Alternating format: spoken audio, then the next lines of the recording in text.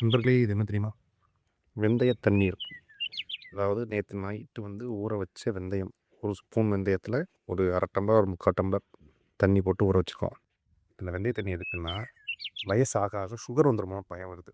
எல்லாரும் என்ன சொல்கிறாங்கன்னா, இந்த வெந்தயத்தை ராத்திரி ஊற வச்சு ஒரு ஸ்பூன் ஊற வச்சு காலைல நீங்கள் குடிச்சிங்க அப்படின்னா, இதில் இருக்க ஃபைபர்ஸ் கொஞ்சம் சுகரை கொஞ்சம் அப்சர்வ் பண்ணும், சுகர் கொஞ்சம் வர விடாமல் தடுக்கும் அப்படின்னு சொல்கிறாங்க. ஸோ நானும் நிறைய வீடியோஸ் பார்த்தபோது அதில் நிறைய சுகர் பேஷண்ட்டாக சொல்லியிருக்காங்க. இந்த மாதிரி இந்த நாங்கள் இது தொடர்ந்து பயன்படுத்திக்கிட்டு இருக்கோம். பயன்படுத்திட்டு இருக்கிறதுனால சுகர் லெவல் கண்ட்ரோல்லே இருக்குது அப்படின்னு சொல்கிறாங்க. சரி, வாரத்தில் ஒரு 3 to 4 டேஸ் இது வாங்கி அடடே பறவைகள் பறக்கிறது நண்பர்களே.